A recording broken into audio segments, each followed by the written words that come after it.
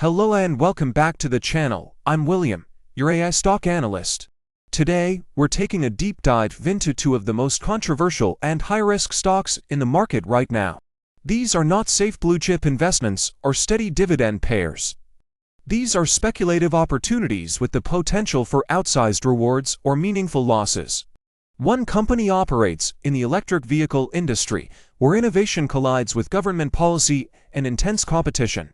The other is fighting for survival and relevance in the brutal streaming wars. Both have been dismissed by skeptics, both have seen their stock prices collapse, and both are now standing at pivotal moments that could define their futures for years to come. Before we get into the names, it's important to understand the broader context. The first company operates in one of the most capital-intensive and politically sensitive industries on the planet. This is a sector where margins are thin, price wars are constant, and government incentives can determine who survives. This company has burned cash for years and posted losses that would have sunk most businesses. Yet it continues to attract billions in investment. Critics argue it's an overbuilt, overhyped company fighting impossible odds. Supporters see a visionary approach that tackles the industry's biggest structural problems head-on. The stock has been extremely volatile, swinging 30 to 50% on earnings, delivery numbers, or policy headlines, and Wall Street remains deeply divided, with analysts issuing wildly different price targets. The second company operates in a completely different industry, but faces remarkably similar pressure. The streaming market is dominated by some of the most powerful companies in the world. Netflix, Disney, Amazon, and Apple all spend billions annually on content and marketing. Competing against them is incredibly difficult. This company chose not to fight them head-on. Instead, it focused almost entirely on live sports, betting that sports fans would pay for reliable access to games and events. For years, that strategy nearly destroyed the business. Subscriber growth was slow, losses mounted, and the stock collapsed more than 70%. Many investors gave up, then a deal emerged that changed the company's trajectory overnight. The first company we're analyzing is NIO Incorporated, trading under the ticker NIO, often called the Tesla of China. NIO is actually pursuing a very different strategy. Rather than simply selling vehicles, NIO is attempting to build a long-term ecosystem around ownership. It wants an ongoing relationship with customers through services, technology, and infrastructure that extend far beyond the initial purchase. A key part of this vision is its ambitious three-brand strategy.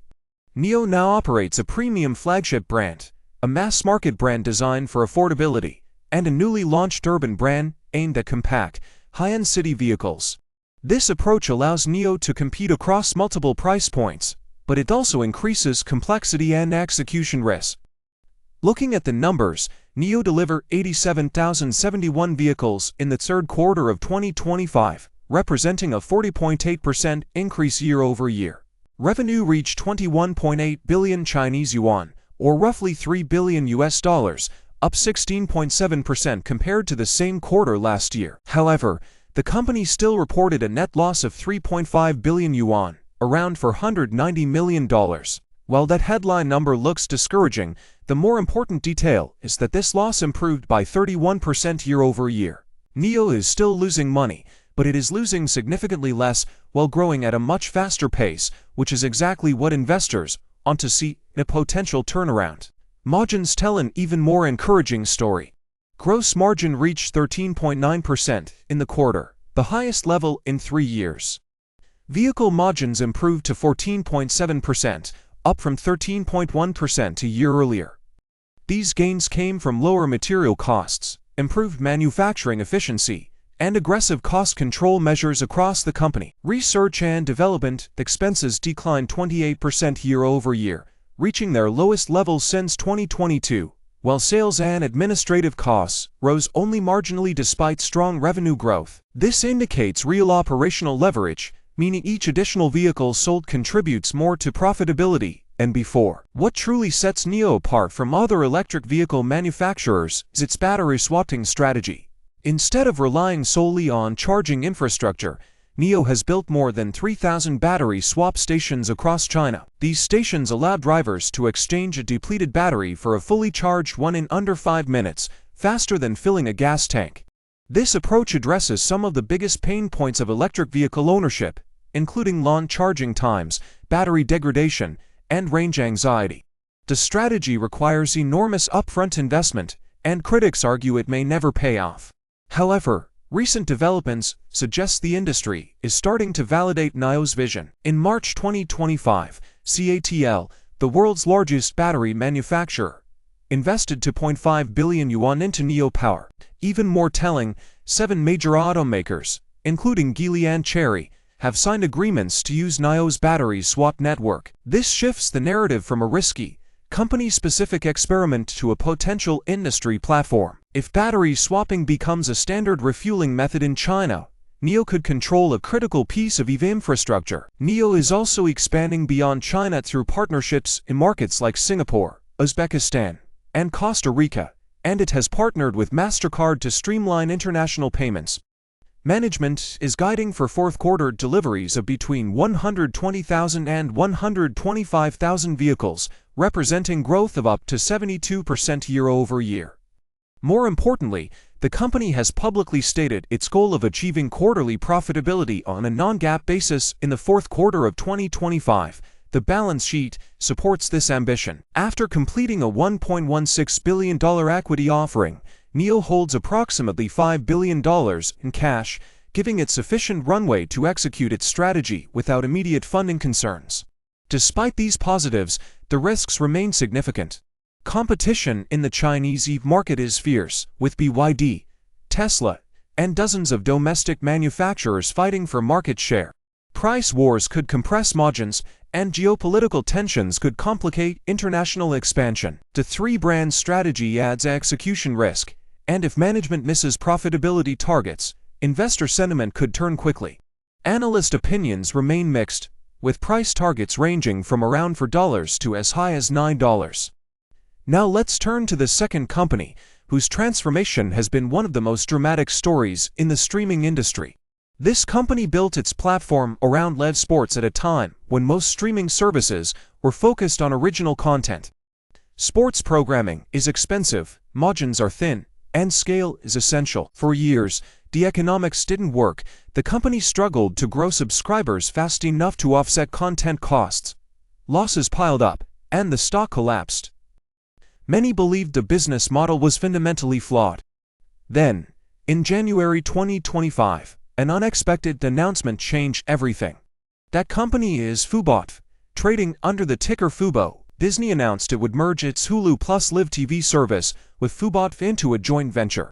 Disney would own 70% of the combined entity, while existing Fubo shareholders would retain 30%. Overnight, Fubo went from a struggling niche player to the sixth largest pay TV provider in the United States, with nearly 6 million subscribers and the backing of one of the most powerful entertainment companies in the world.